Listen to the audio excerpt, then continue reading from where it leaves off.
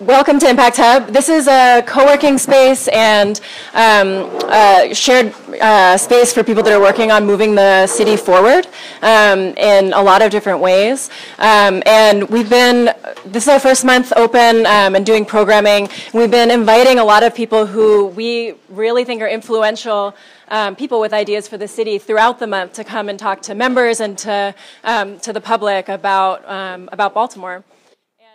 For the Greater Baltimore Cultural Alliance, and the Director of Theater for A New Generation at Center Stage. She's on the board of Baltimore City Robotics Center, Veterans in Partnership, and Digital Harbor Foundation. Lawrence Lanahan was the senior producer for WYPR's Maryland Morning from 2010 to 2013, where he produced The Lines Between Us, a year-long series about regional inequality. He's been a freelance journalist and a teacher since then. This fall, he taught the Divided Baltimore course at University of Baltimore and English at the State Women's Prison for the Goucher Prison Education Partnership. So I'd like to thank all of you for being part of this, and over to Rodney to give a little bit of a sense of the event. Thanks, Michelle. And quite frankly, given the let me just do this. Make it easier. Given the attendance, it's clear that everyone understands how important this election is, and so I'm really happy that everyone was able to make it out tonight. Despite the snow and all the sort of complications with that, we have a great crowd. This is very important. As Michelle indicated, the Impact Hub has been open for just a month, and quite frankly, there was a lot of work over the last few years to sort of cultivate a community of social entrepreneurs in the city. And we thought that, quite frankly, we want to make sure that the members of Impact Hub, the broader community of people affiliated with the Impact Hub, had an opportunity, because of the importance of this election, to really get to hear what the candidates have to say on really critical issues. And so what we did is we went to many of our partners, individuals that are affiliated with the Hub, to really crowdsource some questions, and we really distilled what we could as some of the most important questions that we could have in this sort of 2-hour period of time. So let me first just thank all of our partners that helped make this happen. First of all, Impact Hub, Maryland Out of School Time Network, the Baltimore Education Coalition, Baltimore Activating Solidarity Economies Base, Technically Baltimore, Central Baltimore Partnership, Station North Arts and Entertainment, Bike More, Merit Medical Educational Resources Initiatives for Teens, Writers in Baltimore Schools, Citizen Artists, City Explainer, which is doing this live stream and capturing this for us. Thank you, Gus. And Vote More, Be More. And also special thanks to Obette Jamison, who's actually got probably one of the toughest jobs of being timekeeper, as we have limited time this evening.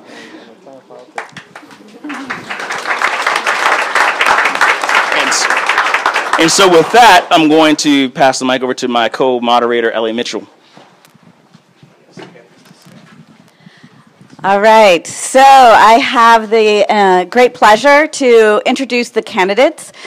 We did ask them all to send us bios, which we are not going to read for the matter of time. They are posted on these posts here, so when you have a chance to read all around the room, so if you have a chance to read them, you can read them there. We did distill them a little bit from what you sent us. So I'm going to read all the candidates' names and just ask them to stand. And if I, for some reason, do not say your name correctly, please tell me the correct pronunciation, or you can correct me. So, Calvin Young.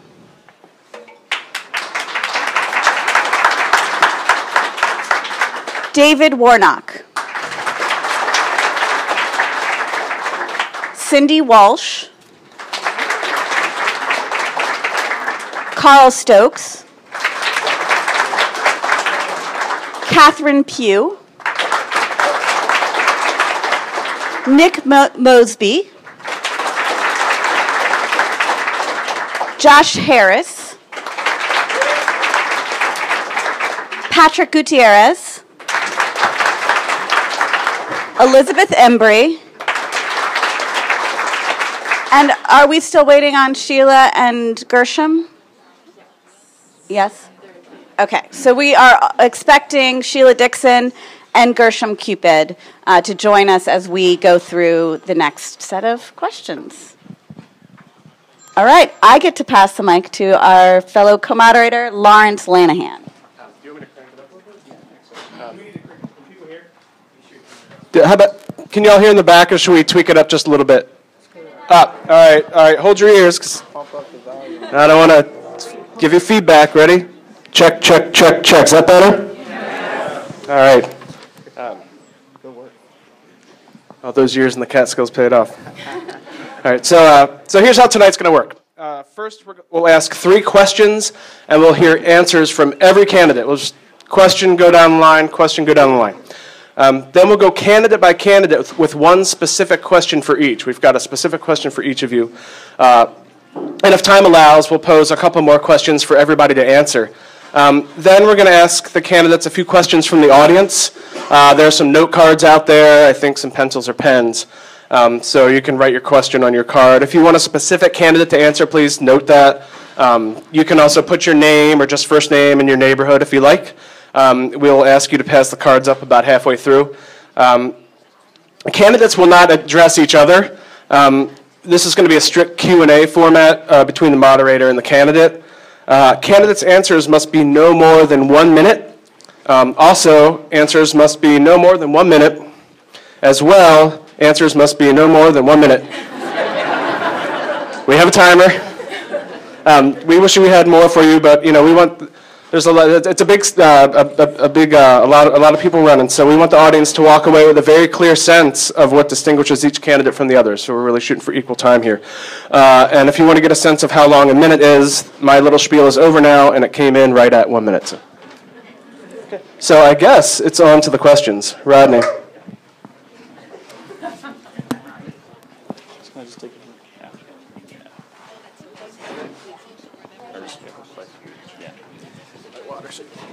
Oop.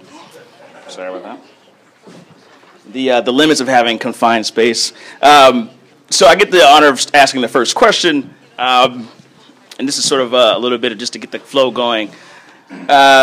So I think everyone in this audience agrees that Baltimore is really at a critical inflection point, and we really want to see the city go forward.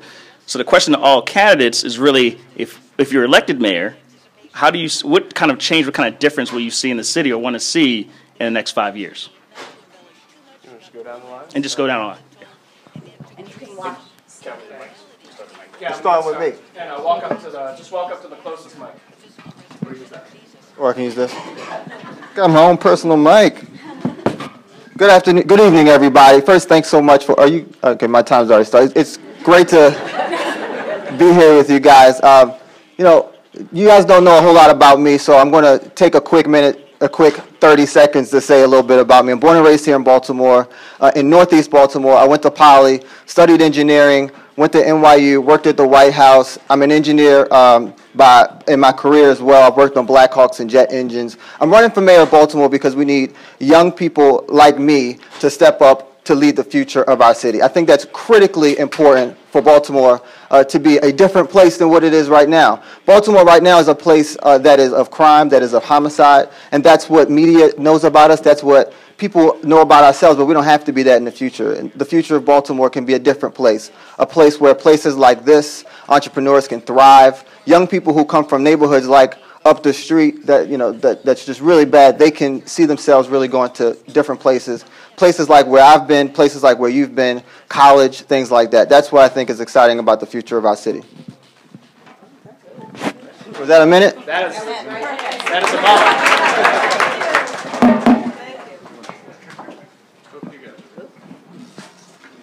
Okay, Senator Catherine Pugh, what I'd like to see in 5 years is a more lit city, a more inclusive city, people working together, understanding that downtowns are important, but neighborhoods are important too. I want to see our city come together. I want to see a city that owns its school system, that will build a better school system.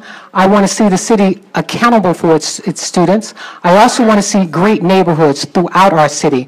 And I believe that us working together can create that kind of community where all of us feel that when we lift the least of us, we lift all of us.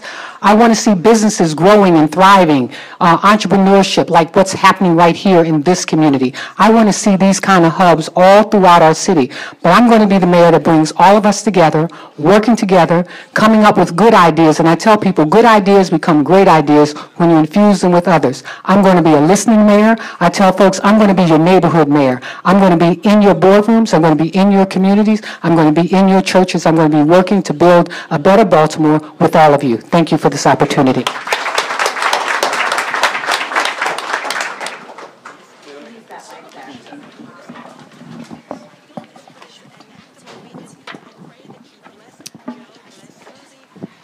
Hello, everyone. I might be someone you might not know by face, but I'm quite well known all around the city. My name is Cindy Walsh.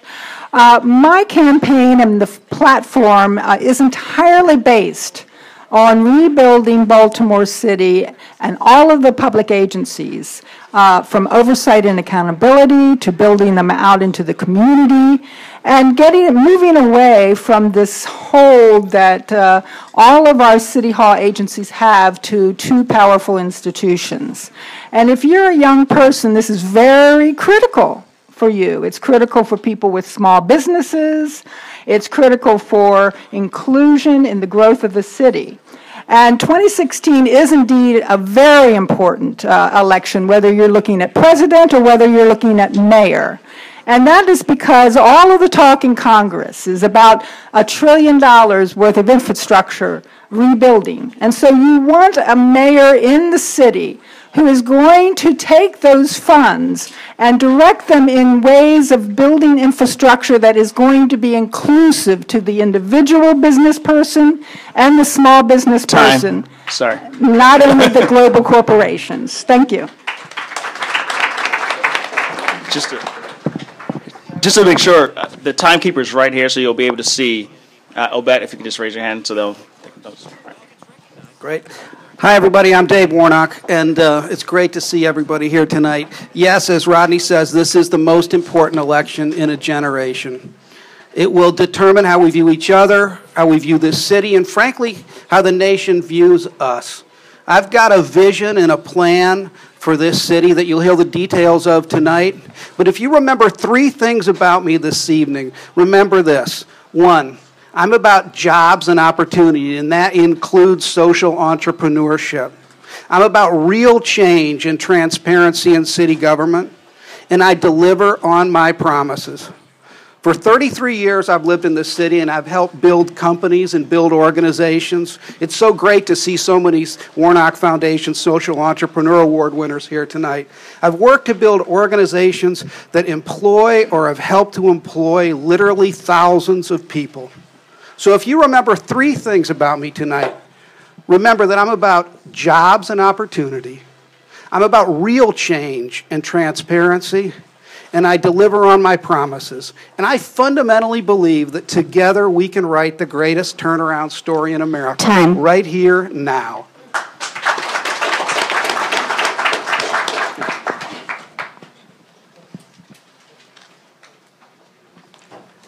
All right, good evening, everyone. My name is Patrick Gutierrez, and I'm running for mayor because I'm the father of 2 young daughters, and I want a better city for them and for everybody who lives here. Like so many other people, I'm fed up with the way the city has been run these past several years. I'm fed up with the way people have been treated. I'm fed up with the way our money has been wasted. And I'm fed up with the way our needs have been ignored. We deserve better, and it starts at the very top. The office of the mayor has the responsibility to set the standard for how the entire city is going to be viewed. And previous mayors have set a very low bar. We deserve better. And as someone who's been a professional change agent his whole career and has had a proven track record of turning around poor performing operations, we will do better. We will raise the bar. I'm running out of time, so I'll leave you with this. I think fast and I talk fast, and if we want a better city, we better act fast. So pretty please, with sugar on top, vote for me, Patrick Gutierrez, for mayor. Thank you.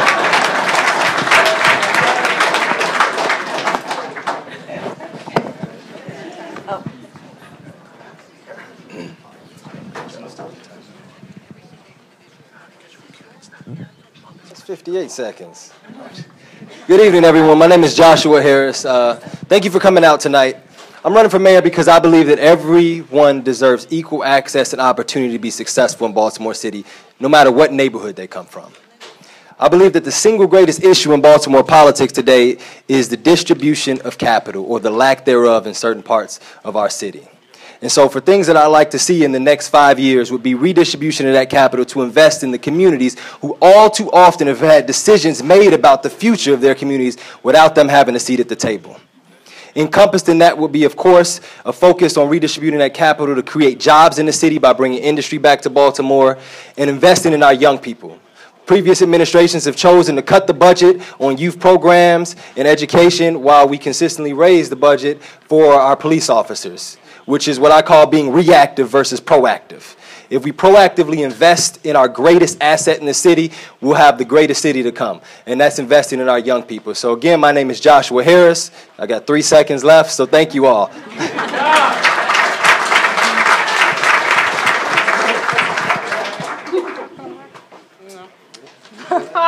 I think it's got to come around. All right, I'm going to stand over here. We're going to have to. Thank you, Patrick.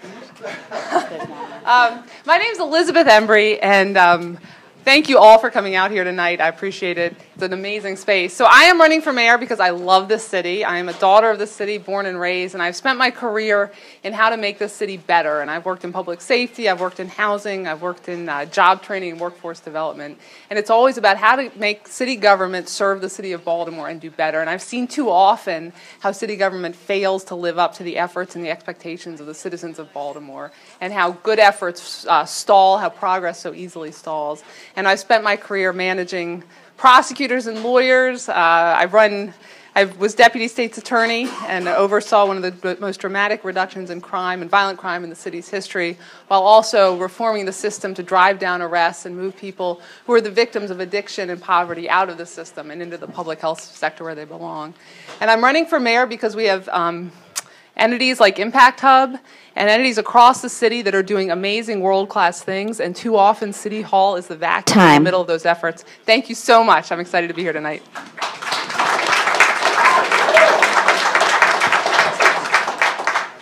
Hi, good evening, everyone. Carl Stokes, and thank you so much for coming out tonight. As we speak about the next 5 years, I want to be sure that the city values young people, because we don't right now. The city doesn't value young people. You know, one of the worst effects of this storm this week is that tens of thousands of children will not get a decent meal this week. Tens of thousands of children will not eat well in the city this morning. And while we have a circulator for many parts of, a few parts of the city, I know I'm going into a bad territory here, but the people who live on East North Avenue and West North Avenue who are just trying to get to work and who are just trying to get to daycare, they don't have a free freaking bus. They don't have that. And we just dismiss tens of thousands, mostly of black folk, people who are below the poverty line. We're not going to do that for the next 5 years if I'm elected. That's all the time I need.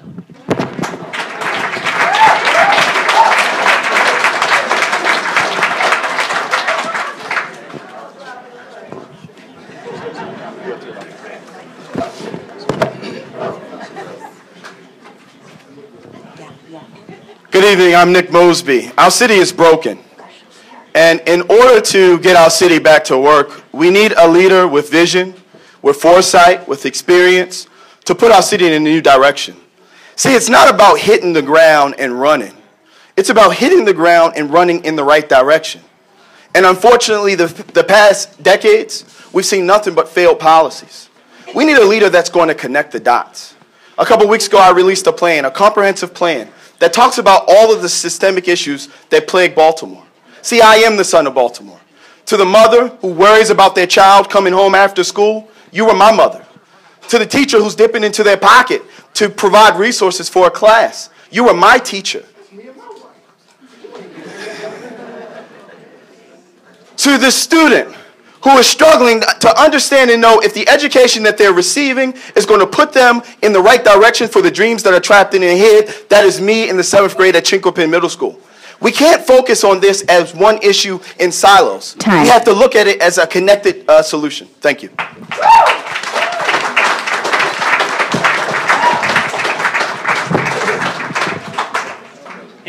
questions, so you're not going to say no, I think they just...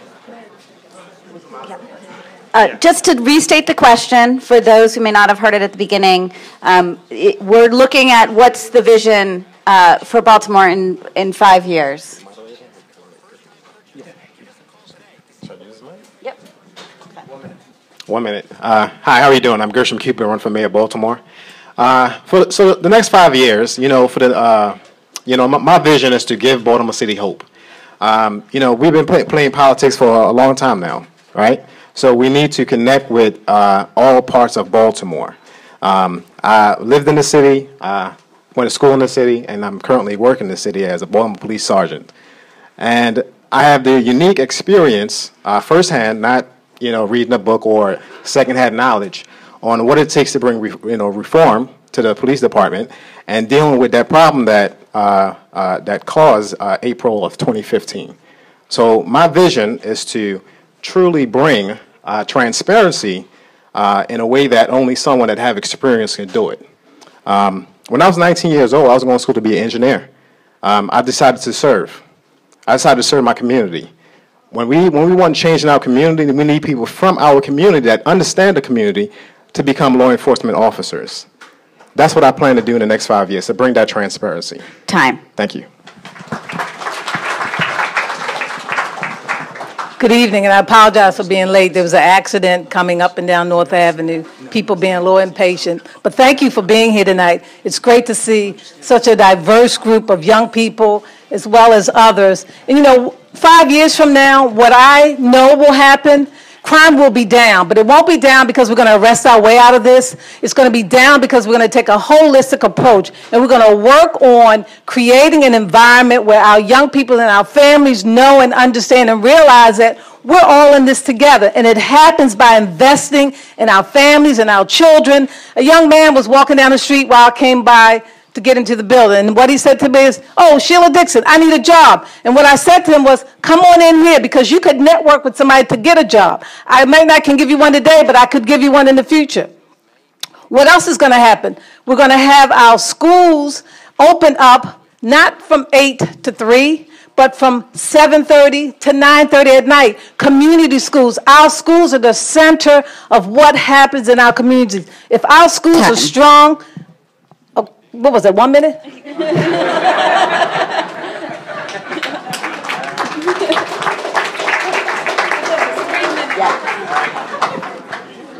Let's give another round of applause to everybody. Everybody, they did it. I don't know anybody that can do a minute in a minute. Okay, so it's been a century, almost a century, since the Supreme Court scrapped a city ordinance that segregated Baltimore City by race. It's been 60 years since the desegregation of city schools and public housing by HABC. Public policies can have long-lasting effects on racial inequality. Even well-meaning policies often fall short of desired results, or worse, create further disparate impacts by race. And this question is for everybody. 1 minute. How will you incorporate racial equity into the design of your policies and into the evaluation so you know they're working?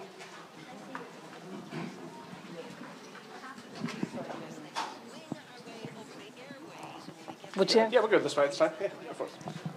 That's a lot for 1 minute, but let me try in my 1 minute. First of all, let's take different departments. Our police department, we're going to recruit and get individuals who are from Baltimore City. That's number one. Number two, we're going to enhance job opportunities for young people as well as individuals within communities who have not gotten an opportunity. And how we're going to do that, I'm going to increase our training money so that we can train young people and others who are coming out of incarcerated to be able to get jobs in the IT industry, et cetera. That's going to help to provide opportunities. Third, I'm going to enhance the living wage for city employees to $15 minimum at first, so that we can begin to increase families so they can take care of themselves and each other. That will allow people to be able to invest in buying homes and invest in their communities.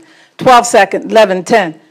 Fourth, we're going to take our MBE and our WBE program, our minority programs, and we're going to enhance those programs, because what happens is if we provide wealth for individuals who have companies, that increases opportunities. Excellent.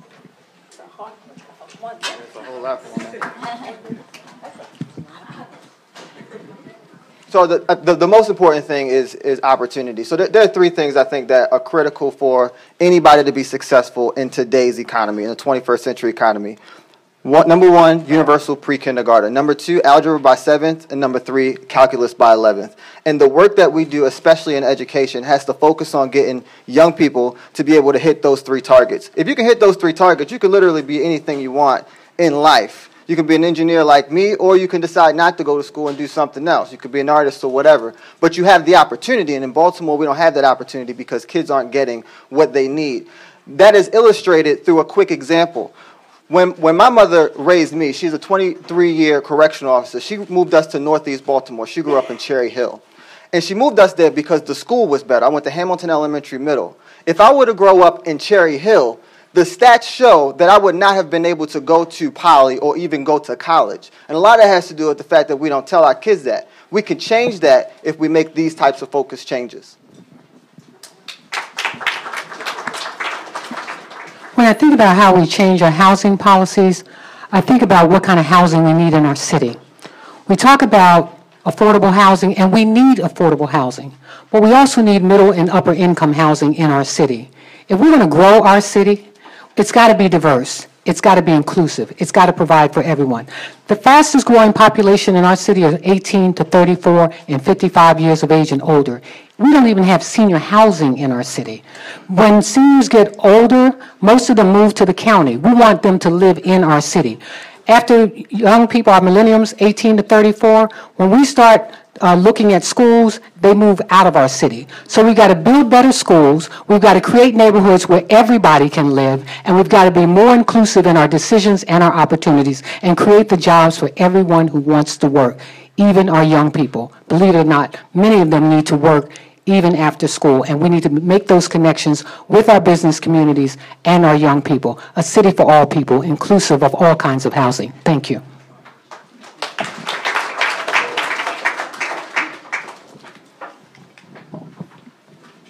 As I said last time, again, this is Cindy Walsh.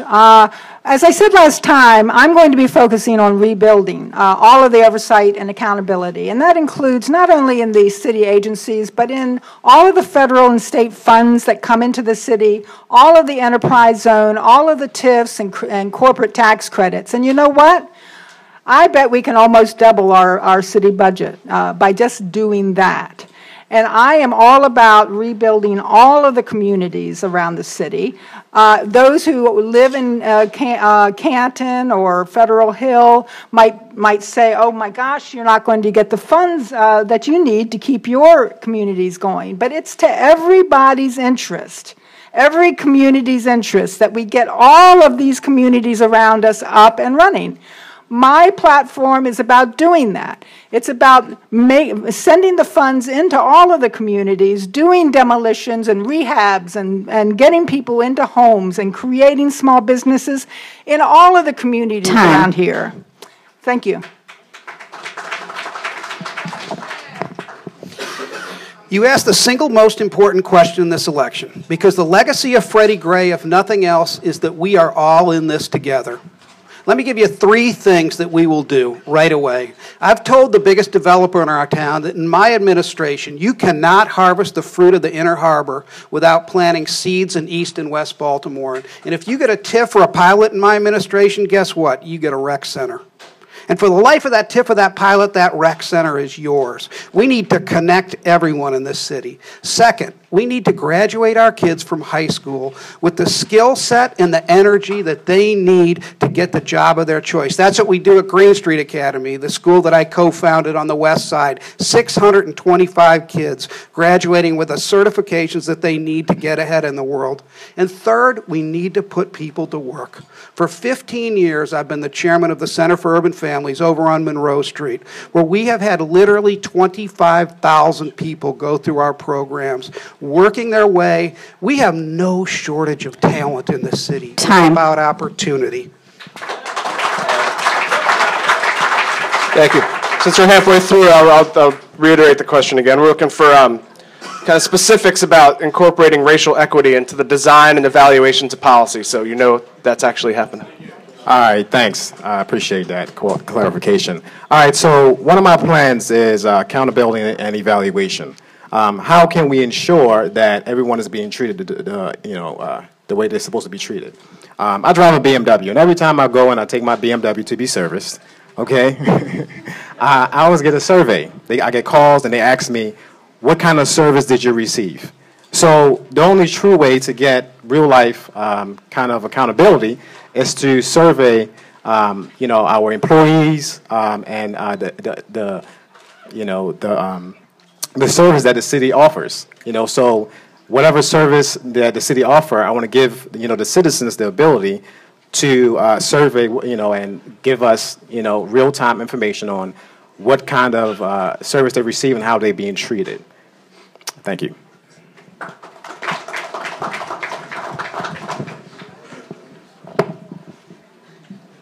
I drive an 07 Honda pickup, and if I have...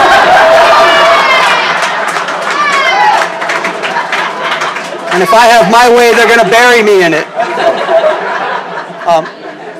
The opening question said it's been 100 years, and I thought you were going to say since our last audits. We need to provide resources to people to give them the opportunities to succeed in this city. We have the resources to give them right now. They're just not being managed properly. Our money is not being managed properly. Our manpower is not being managed properly.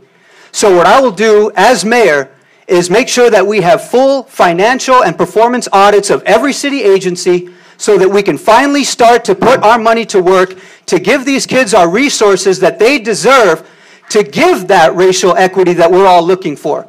I will make sure that when I work with developers that they build specific numbers of residences for low, middle, and high income families. Metrics. Thank you. Good evening. Great question. So I'm going to start by just being very straight to the point. There's a little thing called the 10 questions for racial equity in legislation and policy. Associated Black Charities released a study, and they had a town hall about it about 2 months ago. So that's the first thing we need to look at when we're making new legislation and implementing new policies to make sure that they're equitable. We can use that as a guideline. Secondly, I'm glad to hear people talking about the TIFs and what's going on. So I'll use this opportunity to talk about not what I want to do, but what I've done. Okay, Baltimore, redistribution of capital, or the distribution of capital is the greatest problem. We have the Harbor Point TIF. We have the La Cité or Center West TIF that has been given out, and people sitting up here have allowed that to happen. We have the EBDI development in Johns Hopkins and East Baltimore. And so what I've been working on is a community benefits agreement right now for a TIF, $17 million, that an institution is asking without a community benefits agreement. And I have this letter right here. There's a couple copies that will be floating around here for you to see that can see what can help to make sure this is a more equitable process. And it seems common sense, but I believe had it not been an election year, I don't know what would have happened. So take a look at the letter. Again, my name is Joshua Harris, harrisforbaltimore.com.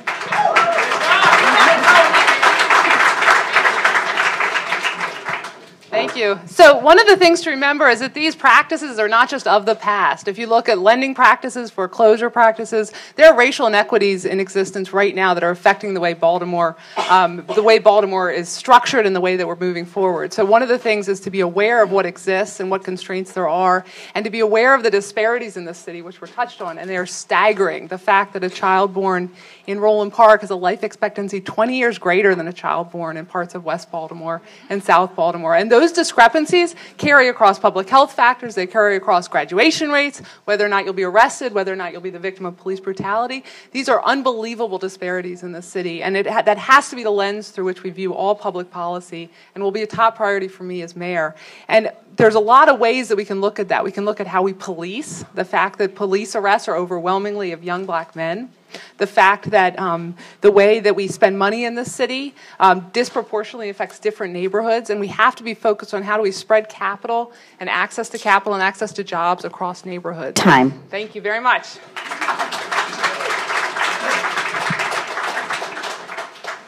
Thanks again. Every Wednesday at the Board of Estimates, where the city contracts for all of its goods and services and all of the other services, every week white contractors come into the Board of Estimates and they say they need a waiver from the Minority and Women Business Enterprise Law. Every Wednesday we say to white contractors, what, you can't find qualified black people?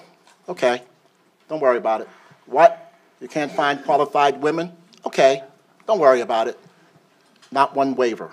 Not one waiver will go through a Carl Stokes administration. Not one waiver. It's absolutely wrong. And we have to direct, Martin Luther King said that economic justice is the linchpin of civil rights. Economic justice. And for that he died. Not for marching, not for visiting a restaurant, but for economic justice. Time. Is why he marched.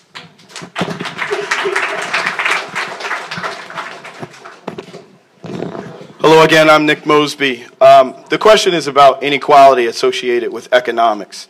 And we look throughout our city in East and West Baltimore. It's astonishing to understand and know property value in certain parts of our community has never increased. You go to East Baltimore and Oliver and you see homes that cost 30 years ago the same price that they cost today. We know to the middle class, for us to truly grow value, to truly pass that residual value on to generations behind us, a lot of times that's through our homes. So we have to invest more in our communities. 3 out of every $4 that have been spent on pilots and TIFs have been around the harbor and downtown. What we need is community benefit agreements in every single TIF that we're doing. And it's unfortunate that we have not done that to date. If you read my plan, it's a comprehensive plan. It's a 15-point plan. I'm the only person on the stage that says I have a plan that connects the dots, that talks about if we're going to go after this, it's not about the war on drug, but it's truly about the war on poverty. And that's what this question is sort of surfacing around. And that's what I'm going to do. We also talk about bold districts, building off of leveraged developments. Is there any way I can get 10 more seconds? He consistently. Yeah, a couple more. We'll give you 5 more seconds. Thank you so much. And then lastly, if you check out my 15-point plan at Mosby for mayor, we talk about building off of leveraged development. And I'm not talking about this because I've heard about it. I'm talking about it from experience. I moved in a community with a vacant property. It was vacant for almost 20 years. All the houses across the street were vacant. The house on the corner was vacant. There was illegal jumping. Thank you.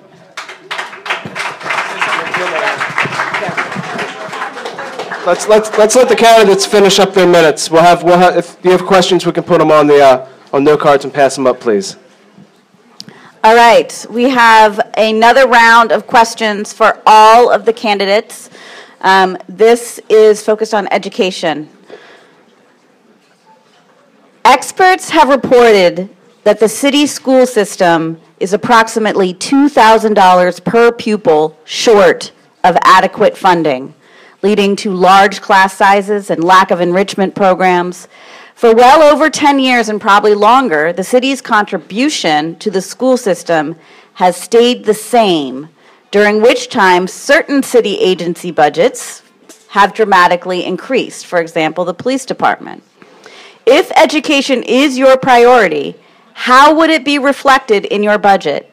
And how will you influence education quality beyond writing the school system a check? And just to reiterate, can you please just directly answer the question as well? Well, first of all, I want to make a correction. It was under my administration that we actually increased the school's budget. It wasn't by much, but we increased it from 14 to 70%. But you're right, we have to increase it even more than that. But what we also have to do is we also have to take back the schools so that we, the city, can have authority versus having the partnership. That's one of the main things. Secondly, we have to begin to look at where is our tax base us in doing that. And by doing that, what we can do is when we attract people to invest and live here in Baltimore, our tax base gives us that additional revenue to put into our schools. And if you look at my 4-point plan for crime, you will see that it will be reversing from arresting our way out of this. But by strong on having a public school in every community. I want to keep corporations out. I want parents in control and teachers in control of each of the schools.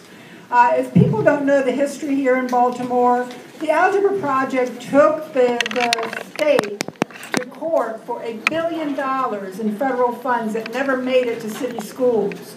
That's why our schools are crumbling. If you do not have a mayor and a city council that will fight for those funds that are supposed to come to the city, usually are connected to schools. Build oversight and accountability, find all the money that's missing, send it to the schools.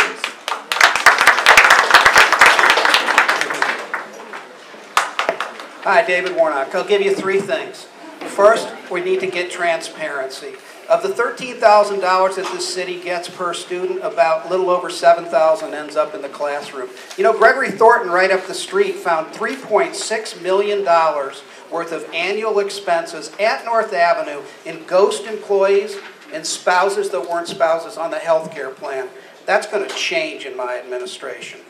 Second, by the way, that's 36 teachers if you really count it by my math. Second, we're going to create real community schools like we have at Green Street Academy. At Green Street Academy, 4 of my students have lost their dads to gun-related violence since the beginning of the school year.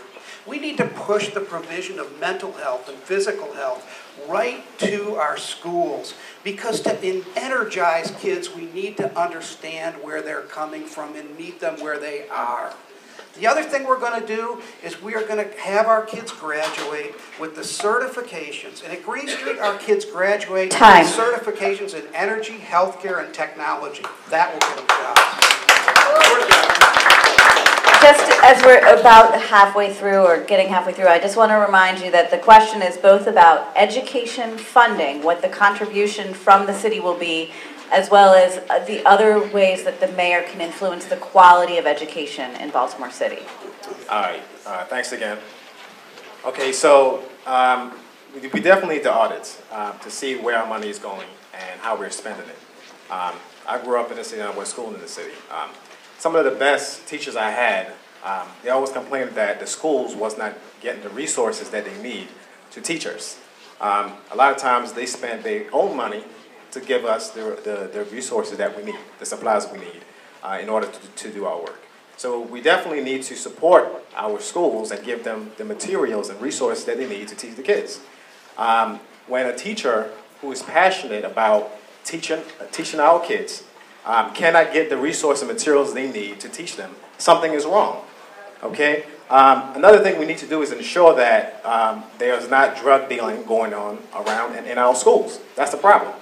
We know it's a problem, okay? So we definitely need to ensure that, illegal activity is not happening within our schools and to ensure that our kids are safe.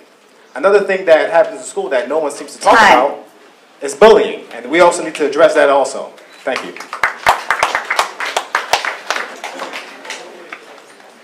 Okay, everything David said, plus today's students need more than just the classroom to be successful. They need to learn outside the classroom.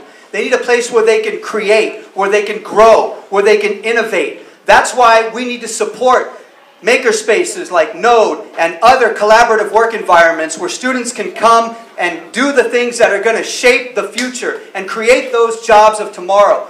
Professional athletes are not going to be what brings this city back to prominence. It's going to be the innovators. And those innovators are walking around this city right now, but they don't have the resources they need. And as mayor, I will make children there be an environment to learn if they don't have stable teachers, stable administrators who are helping to facilitate that process, because a lot of them don't have stable environments at home. And lastly, beginning career augmentation as early as middle school, because right now in Baltimore City, only 54.6% of our high school students graduate high school. The numbers break down to 22 of every 100 students will graduate with a college degree in 6 years. So we need to create alternative pathways to the middle class, because we aren't talking about raising the median family income for families in Baltimore City. We're not really talking about changing the city.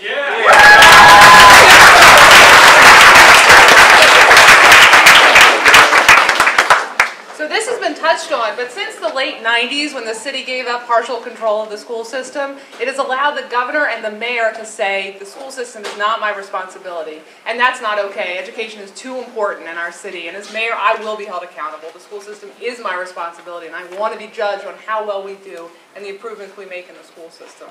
North Avenue, as you know, it has grown in personnel while the population of the city schools has shrunk. We have to look at how we spend money in North Avenue. We're wasting a lot of money. We need to be focused on what happens in the classroom. And part of that focus, it's about human capital. It's about attracting and retaining the best people as principals and as teachers.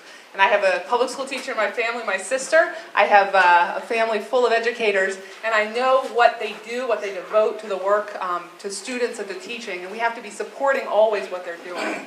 and it's about replicating best practices. I went to City College, one of the top public high schools in the country. But not everyone in the city has the same quality education. We have to replicate what works, and we have excellent examples of what works in the city. Thank you.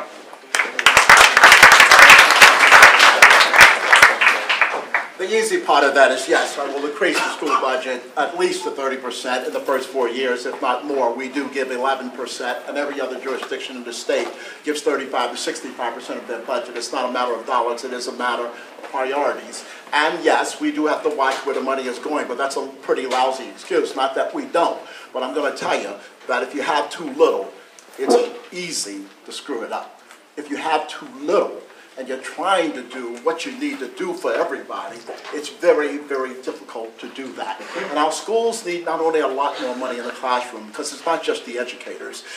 They need people in that school who will help our children. We need mental health counselors. We need physical health counselors. The trauma that our kids see every day in their neighborhoods is worse than Afghanistan, and worse than Iraq, worse than any other place you can name. And we need arts in our school, and we need to make sure that kids can learn to play instruments, and they can build robots, and that they can work with you, our innovators, to come into the school. Launch Code tells me... Time. Okay.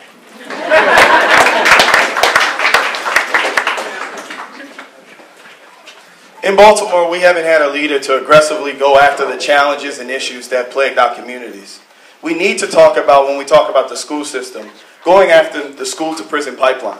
And that starts with lead paint poisoning. Lead paint poisoning is all across the city of Baltimore, from east to west Baltimore. Again, I have 1 minute, and I ask that you please go to my comprehensive plan, because it lays out how we're going to call out lead paint poisoning as a public nuisance. We also know that universal health care is critical.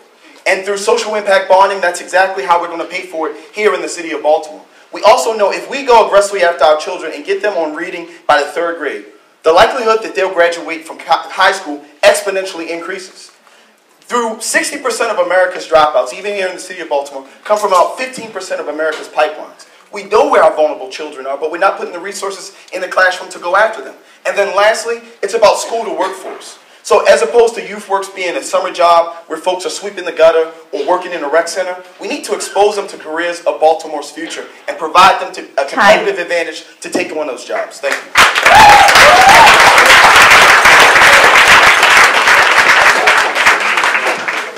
So this next question is for Ms. Dixon.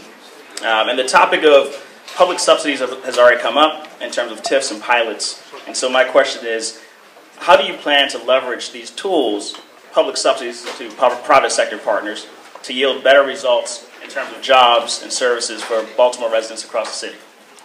I'll give you 2 examples. One, when we did a bond and a TIF for the Hilton Hotel.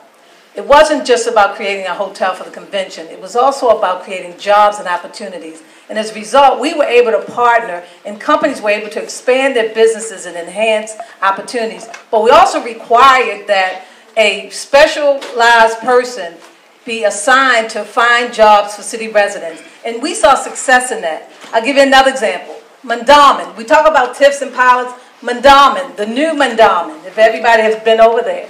That Mandamin happened as a TIF, but not only did it happen as a TIF, we also partnered with Douglas, and we were able to open up the pool at Douglas. We were able to renovate some of the rooms at Douglas. We were able to give Douglas a music class with instruments, because we leveraged that TIF at Mandamin, but we also said that those jobs that were going to happen at Mandamin, anything that happened in Mandamin would go to residents in that community. So that's 2 examples of some successful efforts. Now, I can't speak about what happened after I left, but that is a good 2 examples of what happened when I was there, so I know it can work. This question is from Ms. Embry. So Baltimore's per capita spending on police is amongst the highest in the country. And so the question before you is, how do you plan to approach police spending and public safety spending in the city that's more equitable? Thank you. And I just released today my plan on public safety and reforming the criminal justice system, so please read it. And one of the key pieces, of course, is reducing violent crime, something that I've spent my career doing effectively. But another piece is ending the war on drugs, and part of that means changing the way we spend money in policing. We lock up thousands and thousands of people a year for simple possession of narcotics. It is a waste of money, it is inhumane, and it does nothing to help the communities or the people who are arrested. We have to dramatically change the way we police. And that is something people talk about, but we have not seen changes in the way we spend resources. So there's enormous resources to be saved in changing and being smarter about addiction and really treating it as a public health problem and not a public safety problem. Thank you.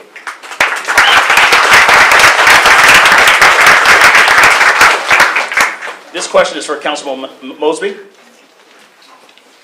So Baltimore City has passed Ban the Box to ease the reentry experience for citizens returning from prison. What's the next step? So Ban the Box, and I was the author of Ban the Box in Baltimore, which is the most progressive fair hiring policy of any municipality in the entire country. And the reason I did it is because it's a small variable in this complex equation of recidivism. In order for us to truly change our communities, we have to provide real opportunities for the citizens who are in our communities, more specifically to the ones who are returning home. So in saying that, we need true workforce development. We know that Sparrows Point is going to have over 10,000 jobs in the next 5 to 7 years. What are we doing to provide a competitive advantage for our folks in our communities to take part in those jobs? What are we doing to provide transportation options and setting ourselves up to take advantage of those jobs? See, it's not just about bringing jobs to Baltimore, but it's also about providing the education, providing the workforce development, and providing true transportation of getting our citizens there. When I'm mayor, we're going to set up a mayor's office for returning citizens, where there's a one-stop shop from doing everything from getting your license, to getting your ID, to setting you up with social services and wraparound programs. It's about a comprehensive solution. And again, in my plan, that's exactly what we talk about, connecting the dots. Thank you.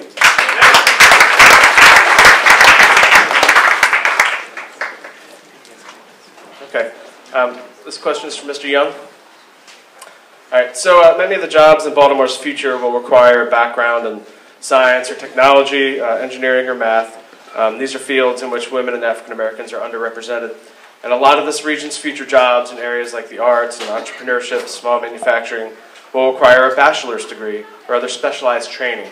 So how will you help the young people of Baltimore find the education, funding, and mentorship they'll need to be a part of the sectors of our economy that are likely to thrive in the future? So this is a great question because this really speaks a lot about some of my background and things that I've done. I'm a former national chairman of the National Society of Black Engineers. So I've helped literally thousands of young people to become engineers and to study science, technology, engineering, and mathematics. You heard me already say once about universal pre-kindergarten, algebra by 7th, and calculus by 11th. Those things have to happen. But also, one of the things that I'm a fan of that I've done before, and we've done all over the country through NSBE, is to set up summer camps where young people, 3rd through 5th graders, can learn about how to be an engineer and how to be a scientist. A lot of times, especially in neighborhoods in Baltimore, people don't even know that these are possibilities for them. So one of the things that I can do as mayor, first and foremost, is show people that this is possible. One, through the programs that we invest in, and number two, through my own living example as someone who has made it out of this city and become an engineer.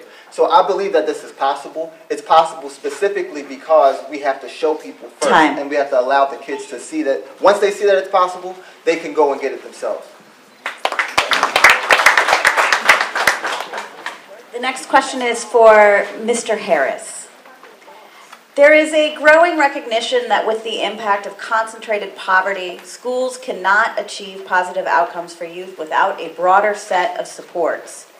Baltimore has an aligned community school and out-of-school time strategy and has been working to coordinate summer. Even with these efforts, we are far from scale. As mayor, how will you expand opportunities and school community partnerships to reach more youth?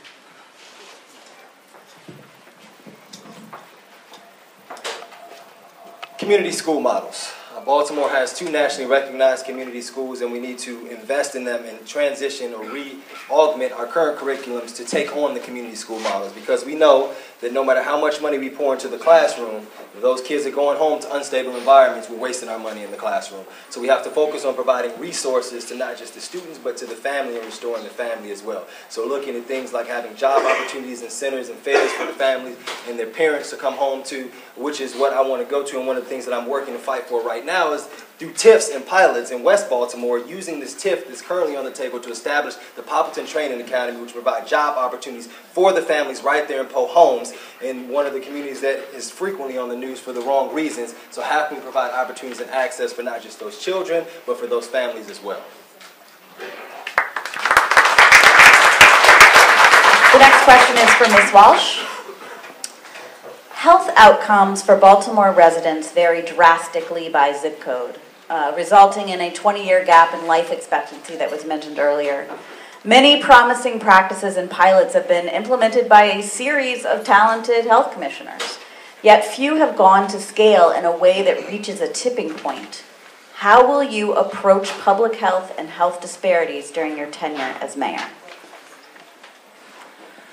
Well, this is Cindy Walsh, and I am the only candidate for mayor that is going to install expanded and improved Medicare for all.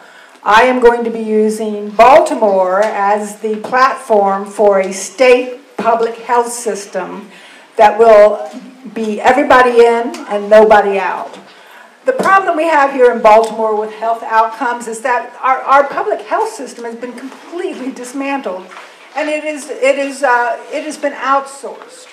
I'm not totally against outsourcing, but you have to have a public structure in all of the communities, and that is what builds the cement that holds the system together. It allows you to know what's happening, what the outcomes are, where the money is going. And if somebody is not going to build that public structure and then allow some of the nonprofits and small businesses to come in and augment, we cannot change the outcomes here. Time.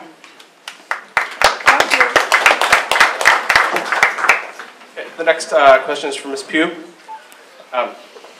Sandtown Winchester has the longest average commute of any city neighborhood, despite being central in the city. 4 of 10 residents there have no car.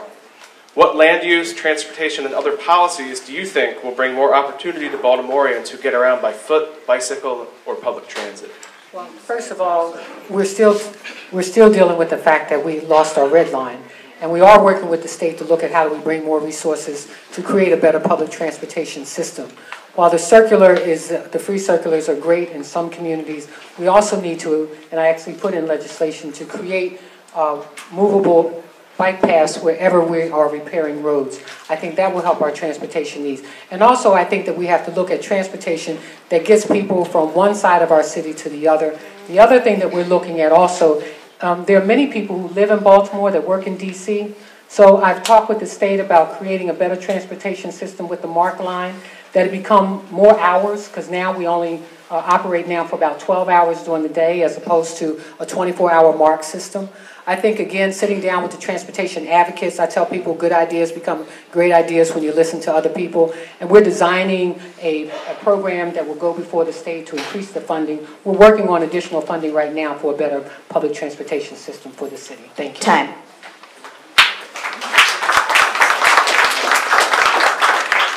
This question is for Mr. Gutierrez. So Baltimore has a wonderful arts community.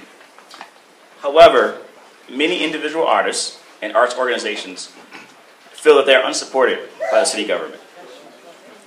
What is the role of the mayor's office in supporting the city's artists, art districts, and cultural events?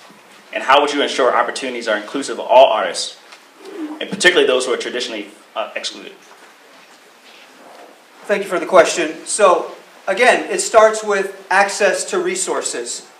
We have a tremendous artist community here in Baltimore. Many people feel like they're not being supported by the city because they're not being supported by the city. I mean, that's a fact. And we need to do something about that. I'm a champion of the arts. I believe that we can grow as a city by incorporating not just the arts, but all of the other non-standard traditional education subjects, because a well-rounded approach to education is really what's needed, but also to specifically target each neighborhood individually and find out what they need. An earlier question referenced the health situation. Well, if a neighborhood is having trouble getting health care, why not put it inside the school? The kids are there for 8 hours a day anyway. So when we build a new school, why not incorporate a clinic in there so a doctor can come once a week to give checkups, so a dentist can come once a week to give tooth cleanings? I mean, these are the types of outside-the-box thinking that we need to be using. And as mayor, that's exactly what I want to do for the arts and for everything else across the board. Thank you.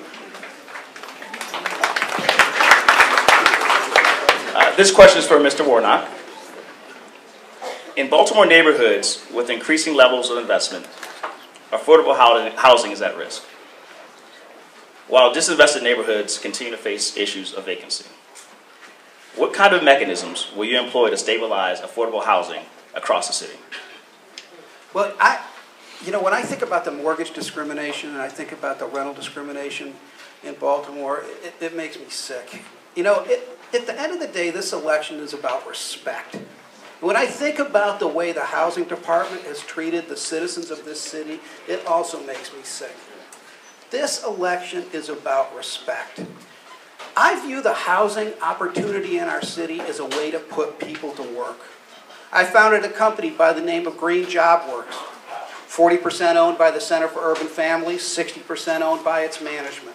We have 125 people doing demolition and remediation. They did all the demolition and remediation when we renovated the Green Street Academy on Hilton Parkway. We need to put people to work in this city, and one way to do it is to fix our housing problem. Thank you.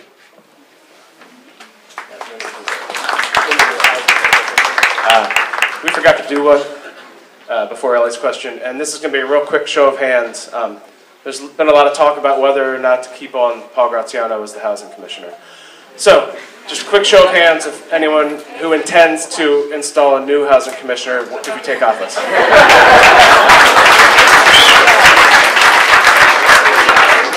We got pictures? This question is for Mr. Stokes. Baltimore City has deserts where there is no access to treatment for drug addiction and treatment clusters where a concentration of clinics attracts drug dealers who prey on the large number of recovering addicts. This poses challenges both for patients who travel long distances and neighborhoods who want to ensure safety of residents. What strategies will you use to make quality drug treatment available in areas of need throughout the city and address community impact of these concentrated clinics? The word you said was community impact. We know that here, right here in this neighborhood. There are 6 large drug clinics right here in this community within blocks of one another. And we find that no more than 8 to 12% of the customers, the clients who come here, God bless them, because they need to receive good care and treatment. But no more than that number actually come from anywhere near the zip codes around here. And we have a problem with the state, and can I say we also have a problem with the advocates, because we need to be sure that folk can get treatment near where they either live or work, rather than having to travel on a couple or more buses to come over to wherever there's a great concentration. By the way, just down the street, at the end of North Avenue, there's the largest in the entire state and one of the largest in the country. Time.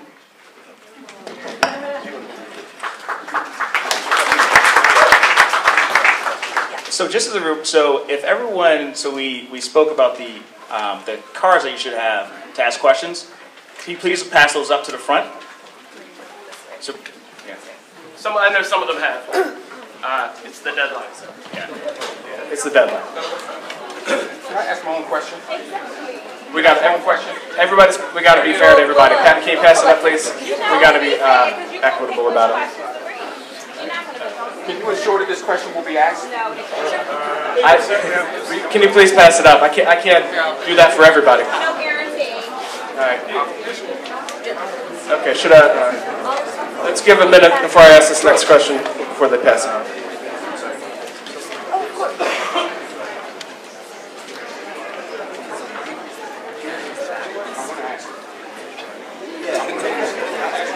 I asked you all my questions.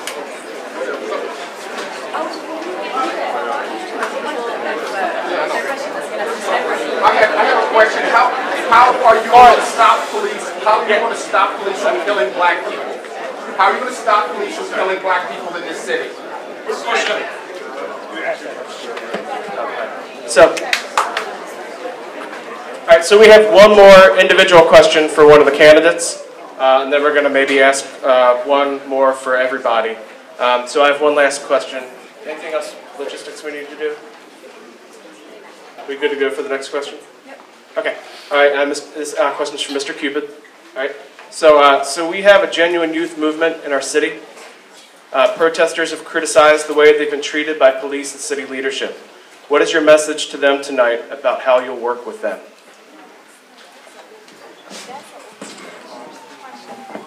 Thank you, Cupid for mayor. Well, let me say I look like I'm 16 to begin with, right? So they can identify themselves with me. When I joined the police department, it was to bring change to the agency. I mean, growing up in the city, I was part of, a young black male hearing bad things about police officers. Now, my grandmother taught me that in order to bring change, you have to be the change you want to see. Okay? So we need to shed light on what officers need to be doing. Okay? A lot of officers come from other states to come here and police our children. We need to train our kids to grow up to become police officers. Police officers are not bad. Bad people become bad police officers. So my message to them is this. Change comes when you become the change that you want to see. We can't depend on other people to just change. I mean, we can have all the policies we want. But a policy does not change someone's true character. That's my message to them. Thank you.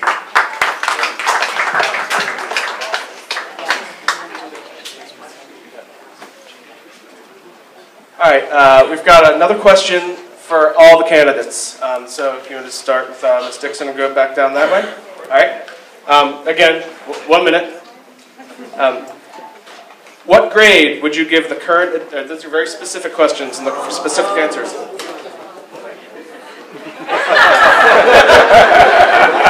What grade would you give the current administration regarding audits of city agencies? And what would you do to satisfy the citizens who voted in 2012 to force over a dozen city agencies to conduct audits every 4 years? I would give the current administration a C. And what I would do, first thing that I'm going to do is perform an audit in all of our agencies.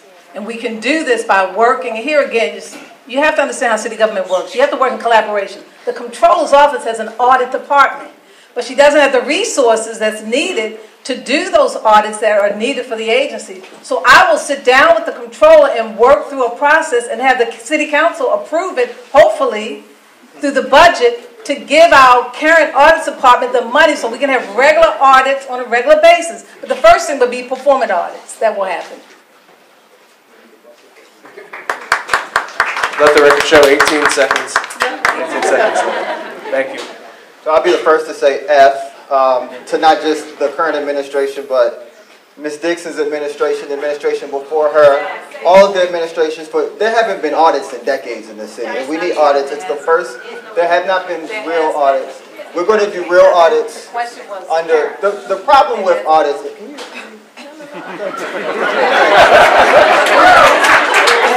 When it comes to audits, the reality is it doesn't matter if we vote it. The person that's at the head has to be engaged and want the audit, because the audit is going to tell you things that you can change. And you've got to have a leader that wants to see the change happen. So that's what you get in me. One of the things that I did, I spoke to you about when I was the national chairman of the National Society of Black Engineers. We have $17 million in assets and 30 full-time paid professional employees at our world headquarters facility in Alexandria, Virginia. When I came into that role, one of the things that I knew was that we were wasting a lot of money. I spoke to the executive director and I said, I want to know where every dollar is. He said, you mean every dollar in a $17 million organization? I need to know every penny? I said, absolutely yes. Needless to say, he wasn't for that, and he's not the executive director anymore. I give the city an F because when I become mayor, first of all, there needs to be transparency. And if you run a business, and the city should be run like a business that provides services and opportunity. And if you don't have transparency and you don't know what every agency has how do you delegate responsibilities or build on programs? So it will be an executive order. Every agency will be audited, because when we talk about making education our priority and you want to put money into education, you have to know what monies is coming into the city. Every agency will be audited, and it's necessary in order to create that transparency. Thank you.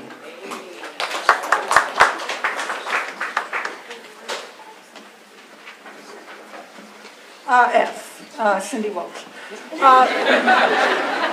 What candidates don't tell you when they say they're going to audit is how that works. If you aren't building in oversight in the checks and balances and daily routine data collection and operations, if you aren't having weekly random audits of that data that was collected and all of the checks and balances work, and then if you aren't having monthly audits to make sure that all that data works, and then have annual meetings over all of that data, then that is what an audit is. It's not just having an annual audit of whatever data is presented, because it's that data that's collected that is often not even right or correct. So if you're not going to do it, checks and balances on a daily routine, the audits won't work.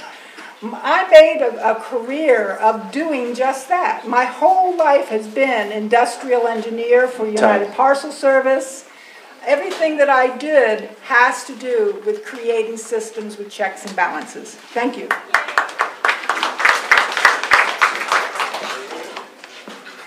Well, I think I'll join the chorus of Fs. And I would also hasten to add that this is not a problem with this administration. This lack of attention to detail, this lack of respect for the citizens of Baltimore, the taxpayers, and the people that live in this city has gone on for too long. Administration after administration. The question for us today is, do we have the courage to rise to truly change the culture of city government? In my administration, we are going to reinstall two important things. A culture of customer service. Yes, that works in city government. And a culture of promote from within. And when you create promote from within and a culture of customer service and transparency at the same time, we really will write the great turnaround story in Baltimore. Thank you.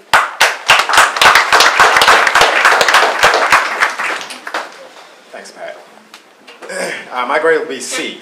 Cupid will do better, okay? We have to do better, all right? Hey, Erica. There's no reason why we cannot conduct audits. There's a lot of things in politics that, well, let's say the public don't know. We hear about it, you know, it's kind of like in the shadows. But let me tell you, I don't have any political connections or anything like that. I don't owe anyone any favors. So when I say I'll do something, I will do it. And if I can't, I'll let you know I can't do it.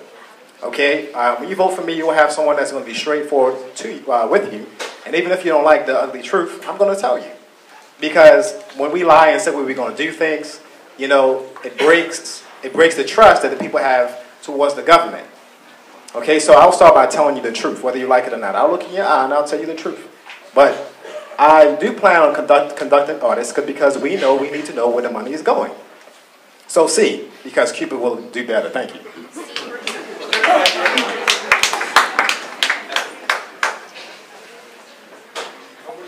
As someone who worked for a bank for 15 years and knows the importance of audits because I participated in them regularly, I'm going to call it a G because F doesn't say strongly enough how insulted I am as a resident and a taxpayer that this city does not and has not conducted audits in forever.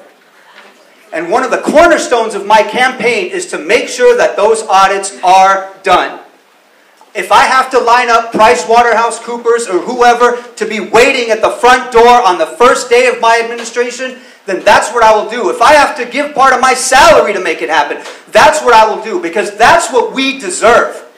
It all starts with managing our people and our resources. A lot of these problems can be resolved if we use our money and our resources wisely. And it starts with audits, and that's one of the main reasons why I'm running for mayor, because I understand how important that is. Patrick Gutierrez, thank you.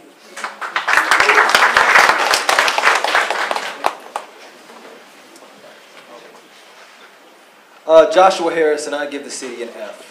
We have not had fiscal responsibility, and right now, Baltimore City needs transparent, accountable, and responsible leadership that will hold people's feet to the fire. And we're talking about systems management. And so your role as mayor is to implement policy and procedure that will be carried out and followed through by the rest of the city employees. And so we need to make sure we're putting people in place that are going to do exactly that, including looking at all of our agencies. There's no reason that $60 million can disappear from our Department of Education, $6 million from our health department, and another $6 million most recently from the Department of Housing, and no one asked any questions about it. And we have to do things like look at the city charter to separate the Department of Housing, public housing from the Department of Housing and Community Development, so it's not controlled by one person who can continuously mismanage those funds. And that also comes to understanding the history of why the Baltimore Development Corporation was established in the first place, so that we could take public dollars and use it for private interests. And so if the Department of Housing and Community Development were actually functioning, we wouldn't need the Baltimore Development Corporation. So you need people who understand the business time.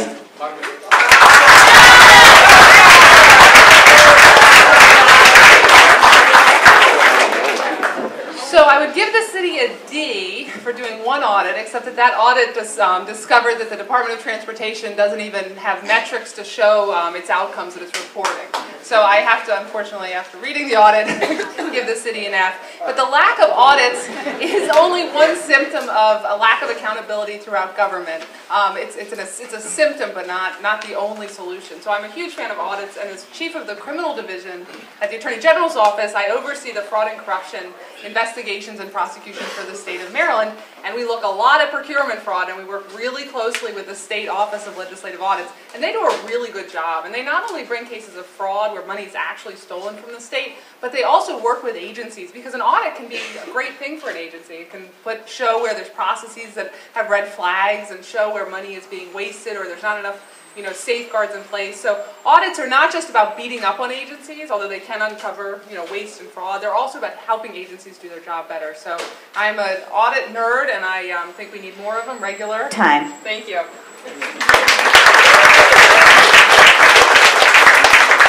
When I came back to the city council 5 years ago, the mayor said we're going to close 15 rec centers, 6 pools, we're going to cut the money of everything else. And I said, why would you do that? And she said, because we don't have enough money. And I said, are you sure? She said, yeah, I'm pretty sure. So I went over to the Department of Rec and Parks, and I said, let me see your books. And they said, we don't have books. I said, let me see your financials. They said, what are you talking about? I said, let me just see the last 3 audits, and I'm good. They said, we don't do audits. And I discovered that they hadn't done audits in over 30 years. And I only discovered that because I found someone old enough who had been there. And they told me. And so I went immediately to the city council and I said, here's my bill. I want to audit every penny all the time. And I was outvoted 10-5, 11-4 against, because the mayor said, we're not doing that. And so I lost that vote. We have a weak bill now because we fought back. Jack Young helped, and we fought back, and we did get a weak bill. But I'm going to ignore the bill. I'm going to ignore the bill, and I'm going to audit every penny every year.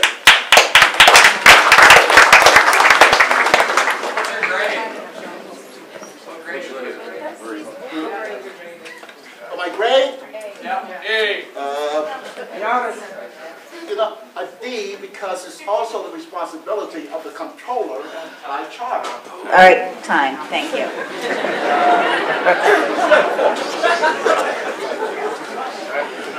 My grade is an F, and I say that because government accountability is at the core of all of the problems in the city of Baltimore.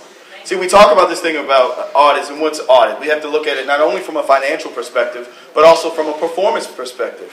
And when you look at the city's budget, $3.2 billion, which is a lot per capita in comparison to our neighboring cities. $3.2 billion.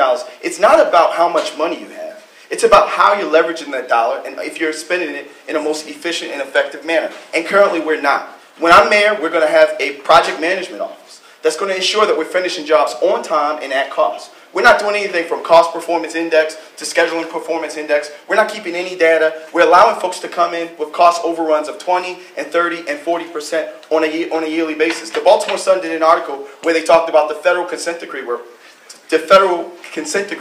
Where we spent over $800 million, and we don't know exactly where we spent that money at. I know that there's 10% or 20% efficiency in that money that will go directly to city services. So it's critically important that we look at it for spending our money efficiently. So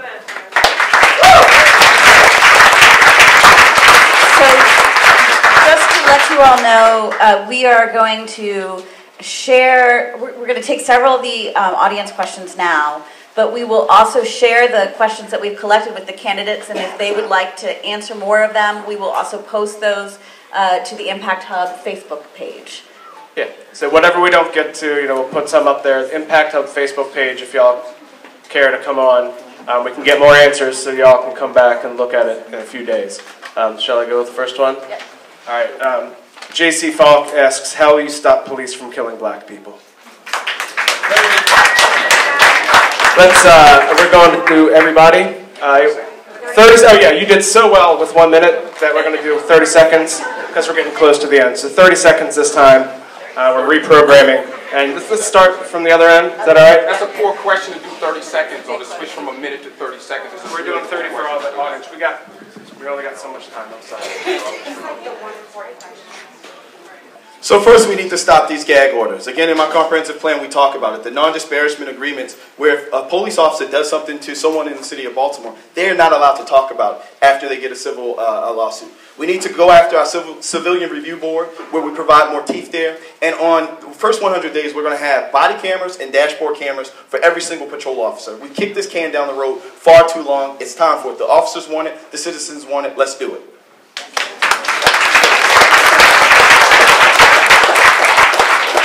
Arrest and convict them. Arrest and convict them. Not just for killing, but for brutalizing citizens. No settlements, no gag orders. Let's go to court. Let's go to court. Let's put the city at risk. Let's put the taxpayer dollars at risk. And then go to court, have the truth be told, convict, and send them away.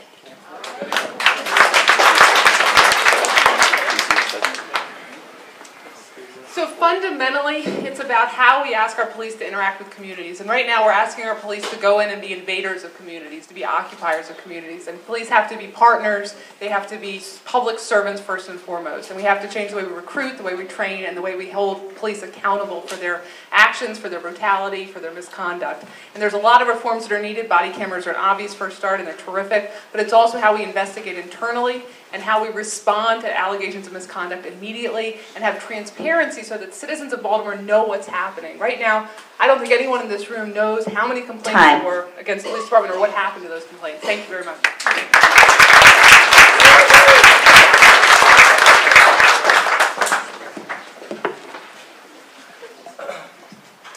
Again, we're looking at systems management here. We have to make sure that, one, we're training our officers appropriately. We have a true community-based policing model which has the community involved from the training and recruitment of officers all the way through substantive review upon infraction. Secondly, we also have to make sure that we are holding them accountable upon infractions. And lastly, we have to make sure that the... I guess I just wasted my 30 seconds. I sit on two community, we're talking about restoration of relationships and changing the culture of policing. And I sit on two task forces that are doing exactly that, working towards doing exactly that right now here in Baltimore City. So you can talk to me afterwards. Definitely the ideas that you've heard so far, but it's about results, not just ideas. One of the things we need to do is institute a massive culture change within the police department, give them clear expectations, and then hold them accountable. The lieutenant that's out there tweeting right now has violated the social media policy, section 6.2. Any tweets that you put out there that give the appearance that we're not a fair and impartial police department, you can be held accountable to up to and including termination. So it's there. We just need a mayor who's going to be strong enough to stand up and use those to get them out of office. Great question. So, how would I stop police officers murdering blacks? Okay, you have to convict them and you have to punish them. Period. Okay. As mayor, my job is to protect the citizens. Okay, and to ensure that the system, the government is being run correctly. And part of that is making sure that we convict and punish officers that murder, not just black, but any one of our residents in Baltimore City. Thank you. Training and selection. Starts with training and selection. Starts with more of our police officers living in Baltimore driving home in their cop cars every night. More of their police out of their cars walking our streets. Starts with a promote from within policy. We are not going to Oakland to get the chief of police in my administration. A young person needs to feel like they can get the top job in our police department. We need to have body cameras, obviously, but we need to change the culture of police. This election's about respect.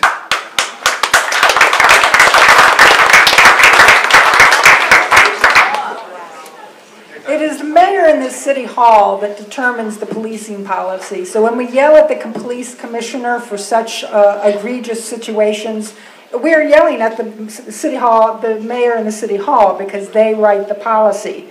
They also fund the police department, and the Baltimore City Hall doesn't send money to fund for the administrative oversight, and that's why we have no transparency. The Baltimore State's attorney is lack because a mayor in a city hall is not right there in the media very openly demanding prosecution and jail for these police officers. Thank you. First of all, I believe that you have to try and convict.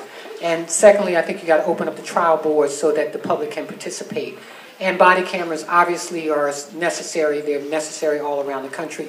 And we have to have police officers living in our community. Only 25% of our police officers currently live in our city. I said it time and time again. If we want police can't stop crime, but they certainly can respect our neighborhoods and our communities. And I think cultural diversity training needs to take place in for every single police officer. And I also believe that we ought to be giving psychiatric evaluations to police officers so that we can know that they are fully equipped to do their jobs.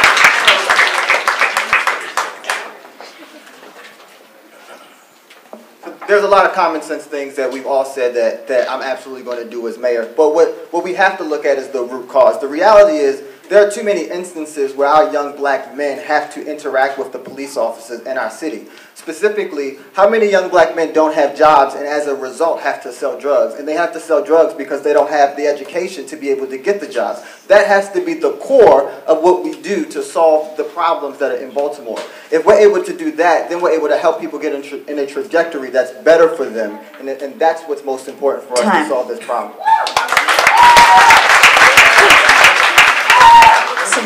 Please look at my 4-point plan because 30 seconds can't go through it. But our Civilian Review Board, I'm going to have professional staff working with the Civilian Review Board. So if a citizen wants to send a picture through a camera or an email or letter or call, they can send that information to the Civilian Review Board.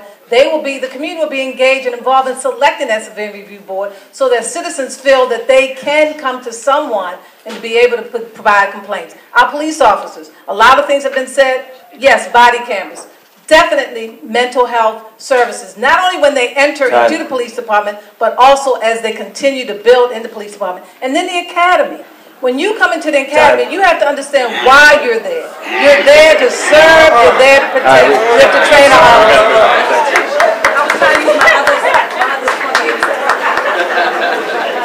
All right, so we're going to do a couple more questions that are 2 more questions. Again, 30-second responses. Okay, 1.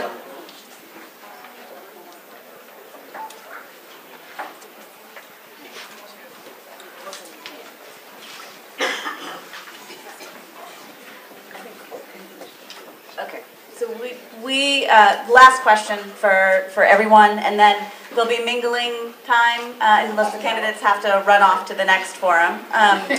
And so it's gotten cold, and the weather's gotten extreme, and this becomes particularly a concern for our homeless population in Baltimore City. We would like to hear from each of you in 30 seconds a piece, and I know it's not enough, but we'll also be able to post more responses afterwards. How you're going to address what you'll do differently in the next administration around homelessness. Will we have a closing statement? And we will have a closing statement for each of you. Homelessness is a topic that is dear to my heart. The shelter that is on Falls Ways was not supposed to be a shelter. It was supposed to be a housing resource center where people can come in, you work with them, find what their needs are. We have to have people that are out in the street every night, on the corners, knowing where those individuals are, bringing them into shelter, finding out what their needs are, and then referring them to those services that are needed. This is a huge issue that I am passionate about and that I know that we can end homelessness. So there are a lot of great scalable models in Baltimore that the reality is there's just not enough money so that we can scale it. So investing in homelessness, I think, is what we need to do. One great example is McVet's over on Gay Street. They do an amazing job. But also, if you look at the mayor's office right now that focuses on homelessness, when you talk to homeless advocates, they talk a lot about the rigmarole and paperwork that they have to go through. We have to stop that. We have to make it a lot easier and streamline those processes. I think first of all you have to ask yourself, why do we have so much homelessness? And while everybody homeless is not someone who's coming out of the institutions, I can tell you that Maryland and Baltimore, 38th worst state in America to come home to if you're an ex-offender. And here's the big problem. You can't get food stamps, you can't get housing, and people keep wondering why tents are popping up all around our city. It's because we're not providing the services that folks need. So one of the things that I'm already doing is I put in a bill to lift the ban off of food stamps, to lift the ban off of homelessness, off of housing, to allow those folks to be able to get food and shelter. It's Maslow's theory of hierarchy of needs. You gotta have it.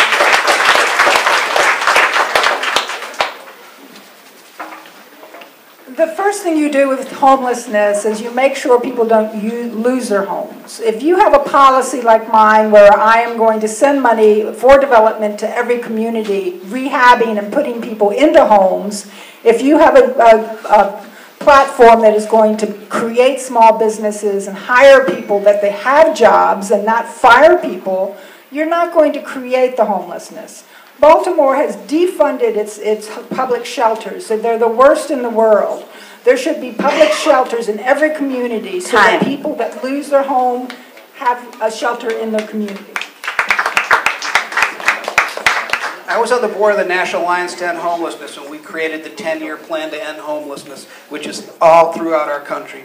First and foremost, it's jobs. It's jobs. The other thing is we are not going to take people's houses away for $250 water bills. We do this in this city right now. It's got to stop. We need more permanent supportive housing for people who have mental illness. We will do that in my administration. That's how we will solve our homeless problem. Cupid for mayor. So affordable housing, okay? A lot of residents still struggle to pay their rent or to pay their mortgage, so affordable housing. Also, with the relief centers that we have, like the shelters and people that is actually out there day in, day out helping homeless people, we need to support them. I mean, when you talk to them, they have they go through a lot of problems just receiving help from the city. So, as Calvin said, we need to make it a little bit quicker in giving them the relief that they need. Thank you. So if you go to housingpolicywatch.org, you'll see my comprehensive list of answers on this subject. But real quick, it starts with creating a master plan that we can use specific to this city to address homelessness. We have hundreds of organizations and groups trying to combat homelessness right now, but they're all working in silos. Imagine if we harness that power into one strategic direction and everybody working on the same page, how much more effective we can be. It really starts with acknowledging that housing is a fundamental right of humanity and that we need to put people in houses first and ask questions later.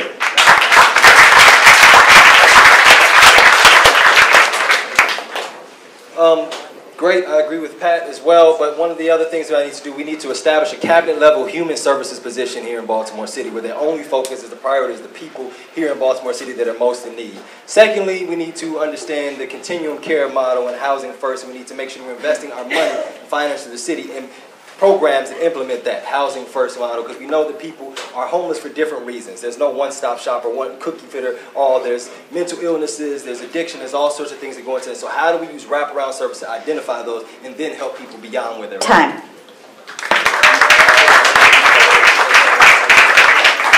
So I'm going to say three things quickly. The first is, yes, of course, invest in transitional housing and support services. Absolutely, the city does not do that. The second is helping people clear warrants. We have homeless, this is something I worked on in the state's attorney's office, looking at people who are afraid to apply for jobs, afraid to take care of apply for basic services because they have open warrants and they need to be cleared. It's something I've done and we need to do as a city, citywide. And the final thing is keep people in their houses. We have a disgraceful rent court system. I'm on the board of the Public Justice Center, which did a fantastic study of all the inequities in the system and the way that poor people are evicted and landlords are preferred in ways that are inequitable.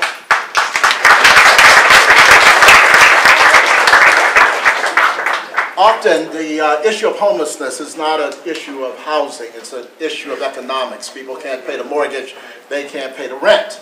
And so in this city, we need to work closely to make sure that people can get employed at a living wage. All of the citizens, $15 is a good place to start. But we have to work also with the job creators, the small job creators, like folk are in this room tonight, and make sure that, secondly, we have to treat people as if they're you or they're me, and not treat them as if they're poor and homeless.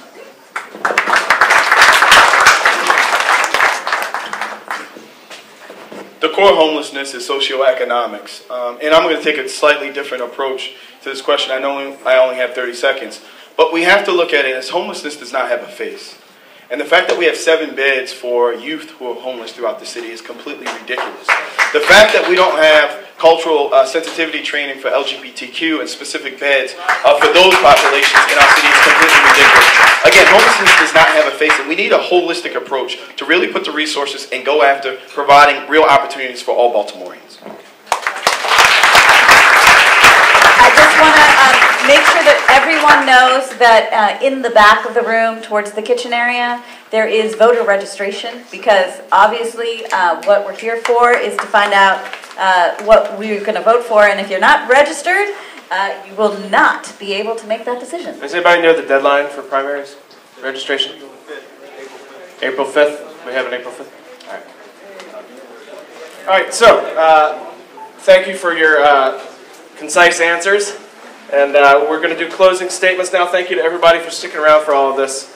We're going to do closing statements, 30 seconds each. And we will start with Mr. Mosby down at the end. Mosby, for mayor, I'm a son of this city. I talk all the time that at the end of the day, you can put me in any corporate boardroom downtown. I'll be able to look at a problem and help develop a solution and execute on it. But I can also do the same exact thing in any street corner in the city of Baltimore. And it's that type of transformative leadership that we need now more than ever to connect the dots. See, I was a young boy who grew up in the city that was provided with real opportunity and a real chance. And I know that there's thousands of other young folks that do not have that access to those opportunities today. That's what this campaign is about. We have a clear choice. Are we going to go back to the failed policies of the past, or are we going to push our city in a new direction for the future? Thank you.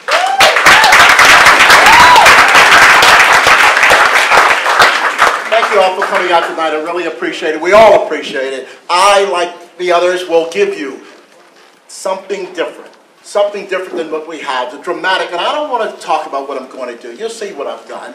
I called for audits. We finally got audits. I said I'm going to rebuild the outer harbor of our city. We've done a great job with the inner harbor.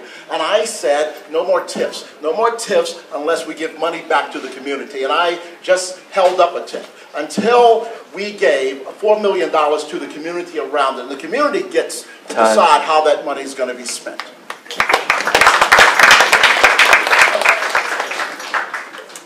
My name is Elizabeth Embry, and this is the most important election in our lifetime, and we have to go forward and not move backward. We need new leadership that will take advantage of all the attributes and assets of this city and make this city what it is, what it has to be. I've spent my career in public service serving the city of Baltimore, making our streets safe, fighting for victims of crime, fighting for affordable housing, and for jobs. I've managed hundreds of people, run budget teams, and I know what works in the city and how important it is to have effective government that serves every person in the city and as a partner to business, nonprofits, and communities. Thank you very much, Elizabeth Embry, for mayor. Thanks for being here.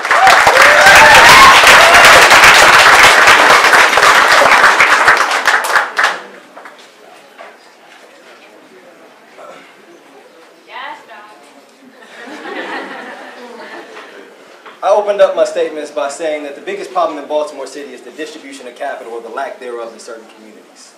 Right now, there's an urgency of leadership that's going to be transparent, responsible, and accountable. And we sit up here on this panel where more than half of the candidates here are being financed by the exact same corporate interests that have perpetuated the racial disparities I ask you to take a look beyond what you see on TV and what you see in the newspapers and look for substance in the candidates and those. HarrisForBaltimore.com, Joshua Harris for mayor. Thank you.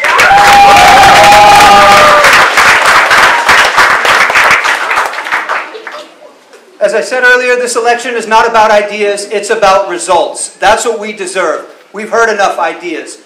As somebody who's been a professional change agent his entire career and who specialized in turning around poor performing operations, I will give us results. It all starts with leadership and better day-to-day management, and that means holding everybody accountable at every level to make sure they're doing the job that they're supposed to be doing. Patrick Gutierrez, abetterbaltimore.org. Check out my website and my song. Thank you.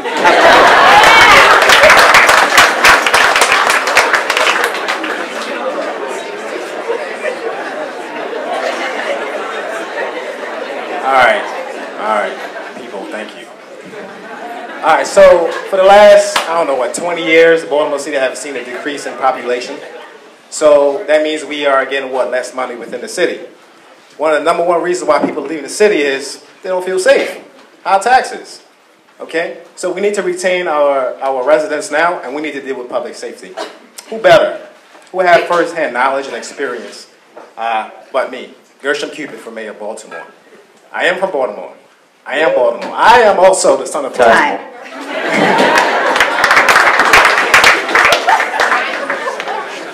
David Warnock, and I really did come to Baltimore 33 years ago in that pickup truck, and Baltimore has given me everything that I have. I'm in this race because I fundamentally believe that a kid can graduate from high school in this great city with a skill set that allow them to get the job of their choice.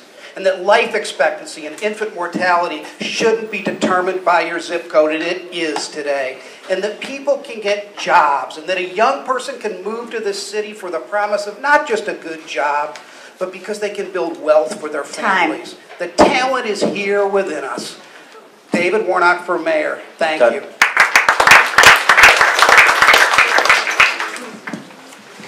Cindy Walsh has a profession, but I also have a nonprofit called Citizens Oversight Maryland. I have been in all the communities for years talking about public policy and working on justice issues, so I'm known all around the city. I have a broad base of support. Don't believe the polls, don't listen to the media who focus on the established people. This is an anti-establishment election, and I'm one of the strongest candidates. Please look at my campaign website, Cindy Walsh for Mayor of Baltimore, and check out my Facebook page, Cindy Walsh /Baltimore. Thank you. I'm Catherine Pugh, and I'm running to be your next mayor. I have a vision of inclusion. I believe that our city government needs to operate with integrity, honesty, and transparency. I will build a better Baltimore by being more inclusive. We will create a better school system because I will take control of that school system as your next mayor. We will create jobs because jobs is what is needed in this city.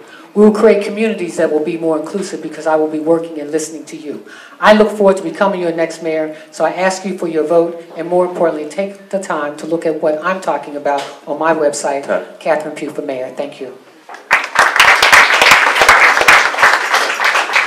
Thank you so much for your time. My name is Calvin Young. You can learn more about me at electcalvinyoung.com. The one time that I disobeyed my mother blatantly was after graduating from Harvard Business School. And instead of taking a $130,000 job, I told her I was going to take no pay and call in every favor I have to run for mayor because my city needed me after Freddie Gray. This is what this election is about. It's about change, not more of the same. For a 21st century city, we need a 21st century leader. And my name is Calvin Young, and I am that leader for you. I want to be that leader. Vote for me on April 26th, and I will be that leader for you.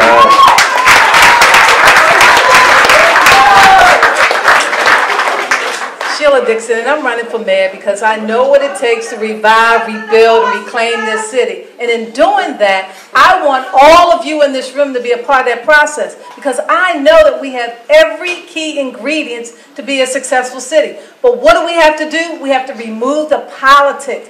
Politics makes Baltimore a weak city. I'm the kind of public servant that can not only serve, but that will be inclusive and involve all of you in doing and being involved in what happens in keeping our public safety and reducing crime and creating schools that are going to be open all day, et cetera, et cetera.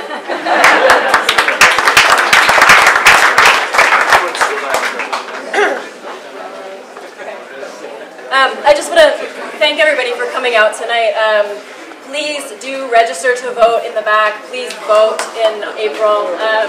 Thank you so much to our moderators, our partners, our team, the candidates, and to all of you for coming out.